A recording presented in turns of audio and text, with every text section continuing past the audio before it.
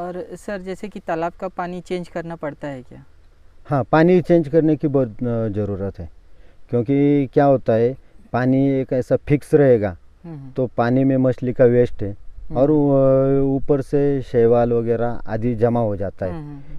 और पुराना पानी हो तो उसमें ऑक्सीजन का लेवल बहुत डाउन हो जाता है। सही है। इसके वास्ते हमको क्या करने का है, अभी मेरा सिस्टम ऐसा है, मेरी 2 बावड़ी है। अच्छा। और दोनों बावड़ी का पानी मैं तालाब में छोड़ता हूँ और खेती के लिए जो पानी इस्तेमाल करने का है वो तालाब से उठाता हूँ।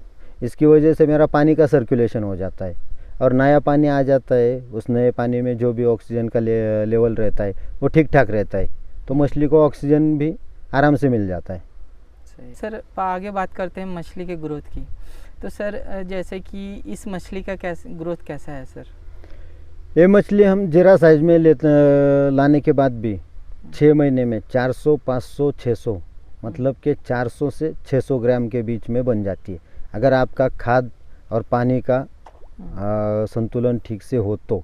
अगर कुछ किसान क्या करते हैं कि घरेलू खाद यूज़ करते हैं, तो घरेलू खाद से मेरे ख्याल से उतना रिजल्ट नहीं आता, क्योंकि मछली को बढ़ने के लिए जितना प्रोटीन वगैरह चाहिए होता है, किसान क्या है अपने लेवल पर अपने ही दिमाग से मक्का या चावल का भूसा ऐसा डालते रहते हैं, लेकिन उसमें मछली को बढ़ने के लिए उतने लेवल तक प्रोटीन नहीं मिलता है।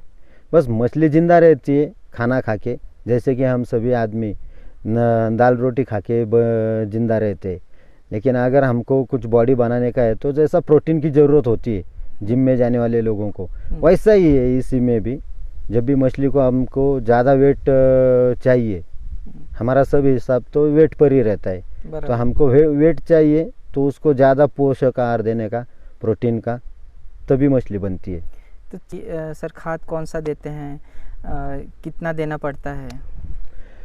खाद वैसे तो हम मछली जब छोटी होती है, जब लेके आते हैं मार्केट से सीड लेके आते हैं, तो वो जीरा साइज का रहता है, तो उसको शुरुआत में 8-15 दिनों तक क्रम्बल जो एकदम चूरन जैसा रहता है छोटा, उसके गोले बनाकर डालते हैं, क्योंकि साइज छोटी होने की वजह से उसका मुंह भी बहुत छोटा रहता है, बड़ा दाना वो खा नहीं सकती है, इसके लिए वो क्रम्बल। और क्रम्बल के बाद जैसी जैसी मछली आगे बढ़ती जाती है, 0.6 mm से लेके 0.8 mm तक ऐसा रहता है, उसके बाद 2 mm का, उसके बाद 3 mm, 4 mm, ऐसा जैसा मछली का साइज़ बड़ा हो जाता है, उस मछली का वेट देखकर, उसका साइज़ देखकर खाद का भी साइज़ बढ़ाते जाने का। अच्छा। और सर इस मछली पर कोई बीमारी वगैरह की?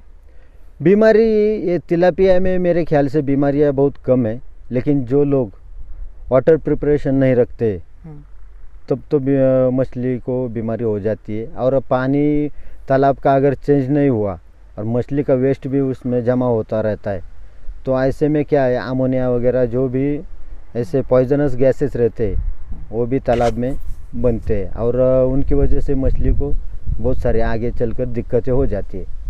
इसके लिए थोड़ा सा पानी चेंज करने का, और हो सके तो जितना नीचे का वेस्ट है वो भी अगर आप पानी चेंज करते समय निकालते रहेंगे तो उससे आगे चलकर जो भी बीमारियां होने वाली है, गैसेस होने वाली है, वो कम होती रहती है। इस मछली को वाटर प्रिपरेशन और खाद, वाटर प्रिपरेशन में आपको हर महीने दवाइयाँ, इकोबैग जैसी दवाइयाँ, जो भी बैक्टीरिया रहता है, पानी की गंदगी साफ़ करते, और नमक और चूना, ये पानी साफ रखते हैं। और खाद जैसे मछली की साइज़ है उस हिसाब से खाद चेंज करते रहने का, और साइज़ के हिसाब से खाद देने का। तो सर बीमारी से बचाने के लिए ऐसा कुछ खास उपाय करते हैं क्या अपने तालाब में? बीमारी से बचने के लिए ज़्यादा ऐसा खास तो कुछ नहीं, लेकिन जो भी किसान पहले से मैंने जो बातें बताई है उस हिसाब से चलते हैं तो ज़्यादा बीमारी का कोई टेंशन नहीं रहता है। लेकिन इसके बाद भी अगर बीमारियां आ जाती है मछली को, तो उसमें बहुत सारी दवाइयाँ मार्केट में मिल जाती है, जैसे स्टेप्टोसाइक्लिन है, आयोडीन मिल जाता है, ऐसा बहुत सी दवाइयाँ आ जाते हैं मार्केट में है। और ग्रोथ के लिए ग्रोथ बूस्टर जैसे बूस्टर भी है जो खाद के साथ में देते हैं बाद में जब मछली बड़ी हो जाती है, तो मछली का वेट बढ़ने के लिए ग्रोथ बूस्टर, साइज बढ़ने के लिए ऐसी भी दवाइयाँ है। सर अब मार्केटिंग इसका कैसे होता है सर, कैसे आप मार्केटिंग करते हैं, होलसेल में, रिटेल में, किस प्रकार से करते हैं? मार्केटिंग में भी दो तरह का मार्केटिंग है। एक तो आपके पास होलसेलर आके आपका माल लेके जाते हैं, बराबर। और अगर आपको वो पॉसिबल है कि आप रिटेल में बेच सकते हैं, अगर मैन पावर है या आपके पास कस्टमर है रिटेल का उतना, तो आप रिटेल में भी बेच सकते हैं। अगर होलसेलर आए तो होलसेलर आपके पास आके आपसे बातचीत करके एक उसका रेट पर केजी का क्या होता है वो तय करके आपसे माल लेके जाते हैं। और दूसरा रिटेल में बेचेंगे तो अगर आपके एरिया में आपको उतने कस्टमर है और अगर आप कर सकते हैं तो आप रिटेल में भी बेच सकते हो। उसको उस समय आपको आखिरी दाम मिलता है मछली का।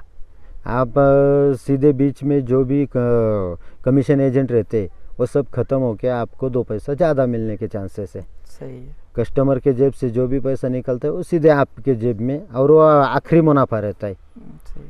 तो आपको पॉसिबल है तो आप रिटेल में भी बेच सकते हैं। मेरे तालाब पर मैं मेरी पूरी मछली रिटेल में बेचता हूँ, क्योंकि मैंने पिछली बार लॉकडाउन था तो लॉकडाउन में जब भी बड़े होलसेलर थे मैं उनके पास गया, हमारा एक रकम पर सब तय भी हो गया। लेकिन लॉकडाउन लगने की वजह से उनको भी शॉप लगाने का परमिशन नहीं मिला, तो वो लोग बोले अभी हम लेके क्या करें। मैं भी नया किसान था, ऐसा ही थोड़ा इधर उधर किया, दिमाग में बहुत ऐसे हज़ारों सवाल थे कि अभी क्या करूं, इतना पैसा लगाया है, मछली तो बन गई है, लोगों की बनती नहीं मेरी बन गई है, लेकिन भगवान ने मेरे को किधर आके छोड़ दिया। ऐसा बहुत से एक किसान, आम किसान के दिमाग में आने वाले सैकड़ों सवाल मेरे दिमाग में भी आए। लेकिन उस वक्त मैंने आखिर में सोचा चलो लोग हमारे से लेके जाके बेचेंगे तो हम ही कोशिश करके देखते। तो मैंने अपना इधर ही रिटेल का एक शॉप तले के साइड में शुरू किया, और देखते देखते मेरा 3 केजी, 5 केजी, 7 केजी, 8 केजी ऐसा रोज़ का शुरुआत का बिक्री हो रहा था। और एक दिन करके करके मैं 153 किलो तक एक दिन का मेरा बिक्री हो गया। आगे चलकर मेरा सेल बहुत अच्छा हुआ, और मेरा भी कॉन्फिडेंस बढ़ गया कि चलो हमको कोई भी नहीं मिला तो हम मछली का पालन भी कर सकते हैं और बिक्री भी कर सकते हैं। तो इस वजह से मेरा दूसरा बैच है। इस वक्त मैंने पहले से ही शुरुआत से ही 2 लेबर लगा के रिटेल में ही बिक्री शुरू किया है, और मेरे को लोगों का अच्छा रिस्पांस मिल रहा है। मैं अभी इस वक्त 170 रुपये रेट लगाकर बेच रहा हूँ। मेरे बाजू में लोगों का किसी का 200 भी है, कोई लोग क्या रेट में भी बेचते हैं, लेकिन 170 मेरे ख्याल से सफिशिएंट है खाने वालों को भी और मछली पालन करने वालों को भी। तो मेरे को ये ठीक लगा, मैंने ये रेट लगा के इधर रिटेल में बिक्री शुरू किया है। जैसे कि सर रेट भी एरिया वाइज डिपेंड करता है, हर एरिया का अपना अपना रेट होगा।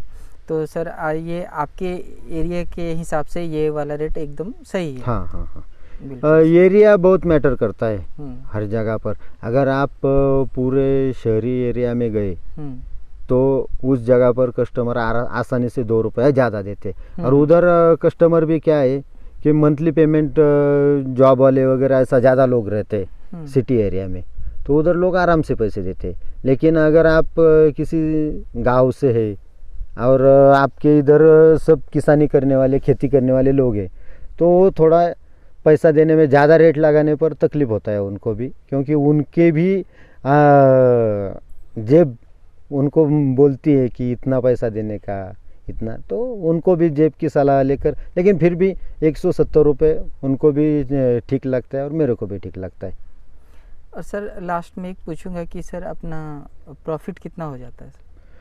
मैं प्रॉफिट के बारे में अभी ये यूट्यूब पर वीडियो जाएगा, बहुत सारे लोगों के वीडियो है और लोगों ने टाइटल दिया है कि इतने तालाब में इतना। मैं किसी को झूठ भी नहीं बताता और किसी के पक्ष में भी नहीं हूँ, लेकिन मेरे ख्याल से जितना मेरा पैसा है, अभी मेरा इस बैच में 16,000 सीट डाला है और मेरा 4 लाख तक बजट आया है सब। और इसकी बिक्री के बाद 170 रुपये रेट लगा के मेरे को 1 रुपया मार्जिन, मतलब कि 50% मार्जिन तक आएगा। 4 लाख मैंने इन्वेस्ट किया है और 6 महीने मछली पालन के, और बिक्री में जो भी समय लगेगा 1, 2, 3 महीना कस्टमर के हिसाब से, उतने समय का मतलब कि 8 से 9 महीने का पूरा समय जाएगा और उतने में मेरे को 4 लाख तक मुनाफा आएगा, ऐसी उम्मीद है। देखिए, देखते हैं आगे क्या होता है। सर जो किसान सोच रहे हैं कि हमें मछली पालन करना चाहिए, उस किसान को आप क्या टिप्स देंगे सर लास्ट में?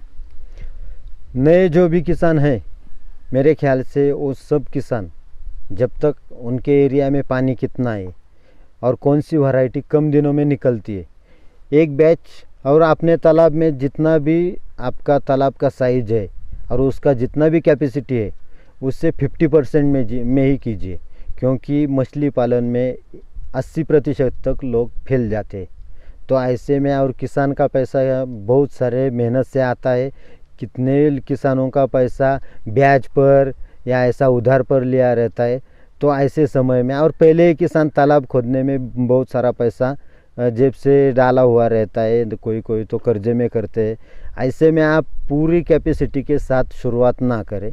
और दूसरी बात, जो भी वैरायटी है कम दिनों में निकलने वाली, जो भी है आपके हिसाब से जो भी आपको अच्छी लगे, मैं तो तिलापिया लेता हूँ, लेकिन आप सभी किसानों के हिसाब से जो भी है कम दिनों की वैरायटी लेने का, उनके साथ में 4-6 महीने जाएंगे, मछली के बारे में आपको प्रैक्टिकली सीखना मिलेगा। आप सीख सकते हैं, क्योंकि हर बार किसी को फ़ोन करके कॉल करके सबको आप पूछते ऐसा तो नहीं कि वो आदमी आपके तालाब पर आएगा सब देखकर आपको बताएगा, ऐसा नहीं होता है।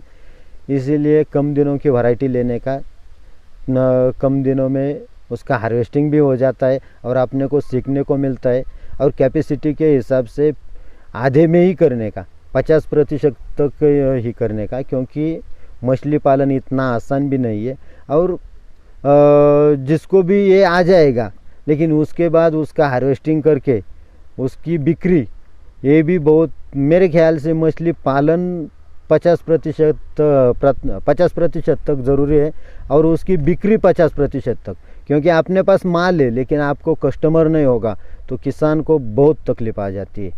और मछली का मार्केट भी है होलसेल का, लेकिन क्या है कि तालाब की मछली और नदी या किसी नाले की मछली, इसमें बहुत सारा अंतर रहता है। बड़े बड़े डैम है, क्योंकि उसमें जो भी मछली पालन हो जाता है वो मछली पालन करने वालों को खाद की ज़रूरत नहीं होती और हर साल उसमें सीड भी नया नया मिलता रहता है उनको, उनका इन्वेस्टमेंट ज़्यादा नहीं रहता, तो उनको कम रेट में भी वो बेच सकते हैं।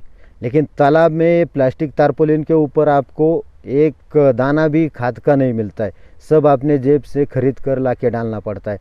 तो इसकी वजह से आपका प्रोडक्शन कॉस्ट बहुत बढ़ जाता है। अगर आप होलसेल मार्केट में जाएंगे तो वो उस मार्केट में बाहर के भी जो भी मछली आएगी, आपकी मछली का उसके साथ कंपेयर किया जाएगा और उसका रेट अगर आपको मिला किसी भी किसान को, तो आप मुनाफे में रहेंगे ही, या कि आपको कितना मुनाफा होगा ये मैं निश्चित तौर पर नहीं बता सकता हूँ। इसीलिए मैंने अभी, ये मेरा सेकंड बैच है, दोनों भी रिटेल में किया, होलसेल किसी को ना देकर। और इसकी वजह से लोगों को भी पता है ये तालाब में मछली को कैसा, कितना खाद लगता है, कितना इन्वेस्टमेंट होता है और उसका क्वालिटी भी अलग होता है, क्योंकि बड़ी मार्केट में जाकर इसका क्वालिटी और नदी का मछली का क्वालिटी, ये मछली देखकर किसी को पता नहीं चलता। तो लोगों नदी के रेट में ही ये भी मछली मांगते हैं, तो अपना प्रोडक्शन कॉस्ट बहुत आगे जाता है, अपने को मुनाफे के चांसेस बहुत कम रहते हैं। इसके लिए वो भी ध्यान में रखना बहुत ज़रूरी है। सर इतनी अच्छी जानकारी आज हमें दी आपने, और मुझे लगता है शायद ही ऐसी जानकारी हमें दूसरी जगह कहीं मिल पाए। और मुझे लगता है कि बहुत से किसानों के जो मन में सवाल होंगे वो सारे सवाल के जवाब मिल गए होंगे आज। तो सर आपने अपने कीमती समय में से हमारे लिए समय दिया, इसके लिए मैं आपको दिल से धन्यवाद कहूँगा सर। और